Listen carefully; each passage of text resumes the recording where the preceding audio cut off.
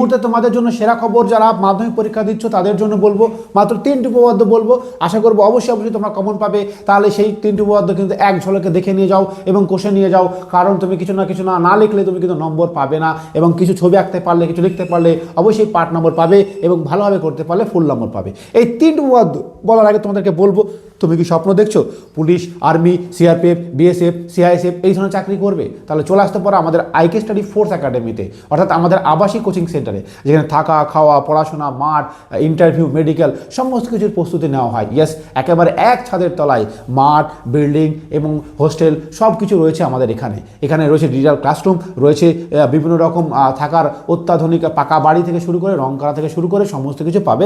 একেবারে ডিজিটাল ব্যবস্থাপনা রয়েছে, সিসিটিভির আন্ডারে, ওয়াইফাই ফ্রি, এই ধরনের সুযোগ সুবিধা রয়েছে একেবারে অল্প খরচে। ইয়েস, তুমি তোমার জীবনে মাধ্যমিক পরীক্ষা এখনো ভালোভাবে দিতে পারোনি, অর্থাৎ তুমি তোমার পরীক্ষায় পিছিয়ে রয়েছো, কিন্তু জীবনের পরীক্ষায়, সফলতার পরীক্ষায়, চাকরির পরীক্ষায় এগিয়ে যেতে চাও, তাহলে অবশ্যই বলবো চলে এসো আমাদের আবাসিক কোচিং সেন্টারে, যেটি নদিয়ার করিমপুরে অবস্থিত। আমি কিছুক্ষণ আগে একটি ভিডিও দিয়েছি যে কিভাবে গোপন উপায়ে পাস করবে, অঙ্কে কীভাবে পাস করবে, না পেলেও কীভাবে পাস করবে, তার কিছু ট্রিক বা অবলম্বন দিয়েছি, সেগুলো তুমি দেখতে পারো, সেগুলো কিন্তু তুমি অবশ্যই অবলম্বন করবে। আজকে আমি 3টি উপপাদ্যের কথা বলবো, অবশ্যই তুমি 3টি উপপাদ্য করে যাবে। আশা করবে এই 3টি উপপাদ্য থেকে একটি উপপাদ্য কমন পাবে। তোমরা জানো তোমাদের 2টি উপপাদ্য আসে, যে কোনো একটি উপপাদ্য করতে হয় এবং 5 নম্বর থাকে। যাই হোক, তো চলো প্রথম উপপাদ্য নাম্বার 34, উপপাদ্য নাম্বার 34, পেজ নাম্বার 123।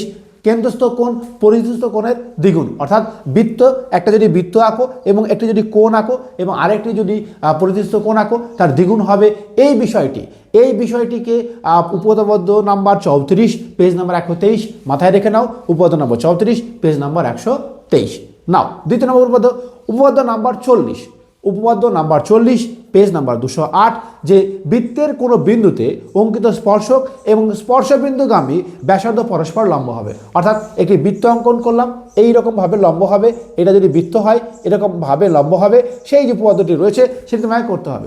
অবশ্যই প্রত্যেকটা ছবি সুন্দর করে আঁকবে, পরিষ্কার পরিচ্ছন্ন, অর্থাৎ উপপাদ্য নাম্বার 40। উপপাদ্য নাম্বার এরপরে হচ্ছে 42, অর্থাৎ 42, পেজ নাম্বার 215।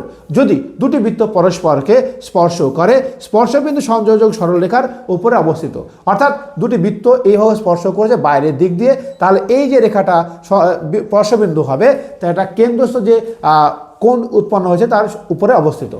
এই যে উপপাদ্যটি বললাম সেটি তুমি অবশ্যই করে রাখবে, অর্থাৎ উপপাদ্য নাম্বার 34, উপপাদ্য নাম্বার 40, উপপাদ্য নাম্বার 42, এই কটা উপপাদ্য তুমি অবশ্যই করে নাও, একদম কমন পেয়ে যাবে। আর ভিডিওটি শেয়ার করে দাও, যারা পুলিশ আর্মি হতে চাও তারা তাড়াতাড়ি চলে এসো এখানে এবং অঙ্ক পাস করার আগের ভিডিওটা অবশ্যই দেখে নাও। জয় হিন্দ দোস্ত।